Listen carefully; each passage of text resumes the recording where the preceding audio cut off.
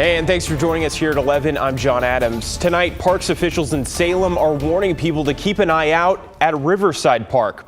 That after a cougar was caught on camera in the area this week.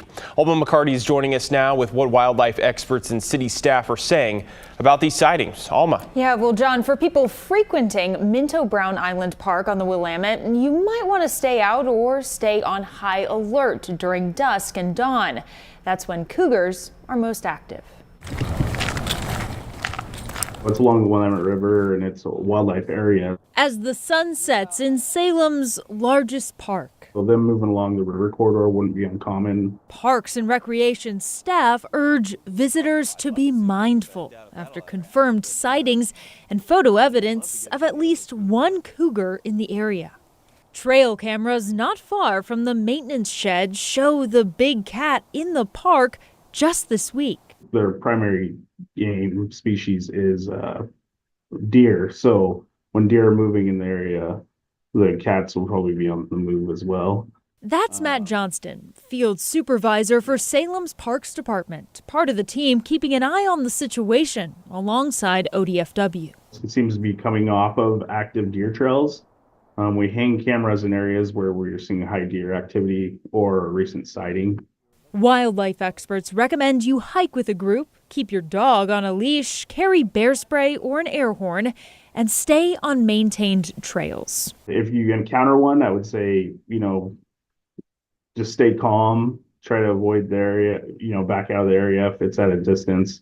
And if for some reason you meet one up close, maintain eye contact, make yourself big, and back away slowly.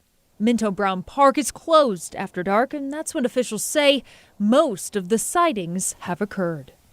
In Salem, Alma McCarty, KGW News.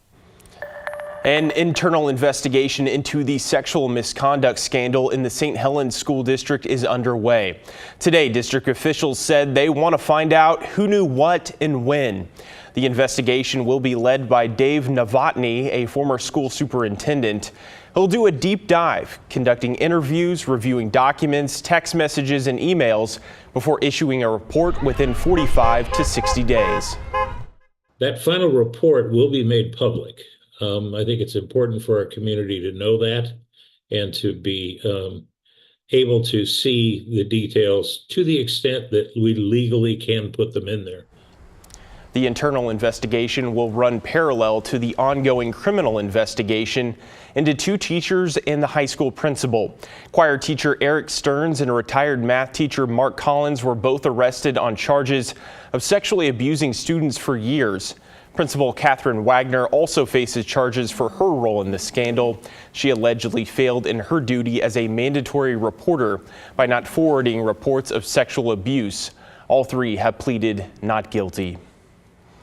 A man was found dead inside a burned home in Vancouver earlier today. The fire started around 2 a.m. by Northeast 81st Way and 151st.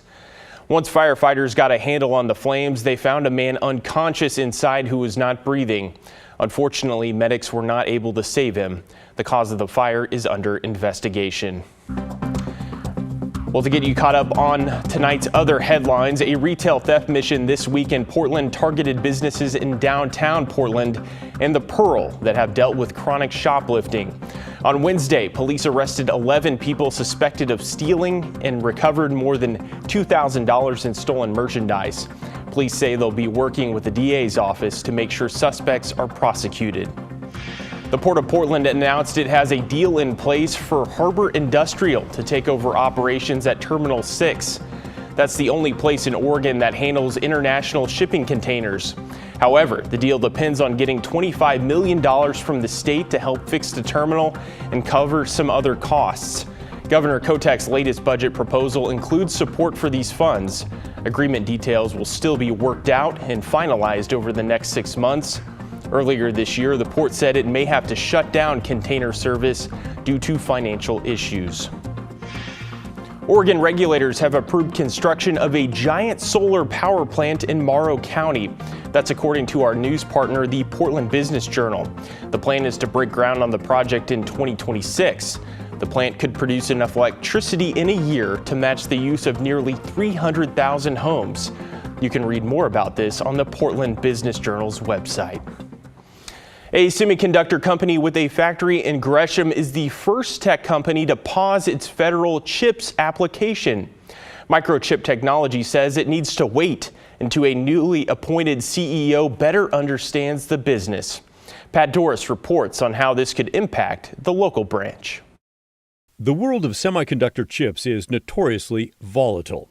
The companies ride a roller coaster of high demand, followed by low demand, then high demand again from customers. Right now, demand is low. 11 months ago, things looked rosy for the company Microchip Technology. The federal government had just announced the company was in line for $162 million in CHIPS Act money, $72 million of that earmarked for its factory in Gresham. Ganesh Murthy, the CEO at the time, traveled to Gresham to announce the company would invest a total of $800 million in the factory there. So there'll be a number of things. There will be a part of it which is a facility that expansion. Some of that work is underway already. There'll be new equipment that'll come in. That will be part of how we grow the output from the facility. There'll be people that we hire. And then there'll be a spillover effect on all of the supply chain. He said the improvements would triple the output of the Gresham plant. But since then, Microchip has endured a rough market. The company sent workers home without pay on furloughs in both March and June. And then in November, Murthy abruptly retired and was replaced by Steve Sanghai, the previous CEO and current board chair. This week, Sanghai announced Microchip would shut down its factory in Arizona next July and lay off 500 workers, saving about $90 million. Bloomberg reported that Microchip was also pausing its CHIPS money negotiations with the federal government. Despite that, Microchip has 900 employees at its Gresham factory, and the city's mayor is thrilled to have the company there. For us, it's a tremendous opportunity to continue to see family wage jobs come to Gresham. Some of these jobs easily get into the six figures with only a high school diploma. And so that opportunity to expand the opportunities for folks that live in the Gresham and surrounding areas is tremendous. The state of Oregon has its own CHIPS program and awarded Microchip Tech $11 million. This report from Business Oregon, the state's economic development agency, shows the company already received $4.7 million. That's the dark green part of the graph, and is in line for another $6.2 billion. But under terms of its deal, the company must create at least 245 new jobs, 160 of those being full-time jobs that last 2 years or longer. As of the June report, the company had created 0 new jobs under the program. It's unclear whether closing Microchip's Arizona factory will impact the work being done in Gresham. In the meantime, the city's mayor is optimistic that the same cycle that carried the chip industry down will bring it back up again. We see the future being very bright in chip manufacturing, and we see Microchip and onsemi. We have 2 chip plants here in Gresham. The other's onsemi. We see the future for both of those facilities and employment being very robust. Still, there's the issue of the company pausing negotiations with the federal government over all that money. With more than $70 million earmarked for Gresham, it's unclear what, if any, impact that will have on the Gresham factory. It's also unclear how the new Trump administration will handle the CHIPS Act. In Portland, Pat Doris, KGW News.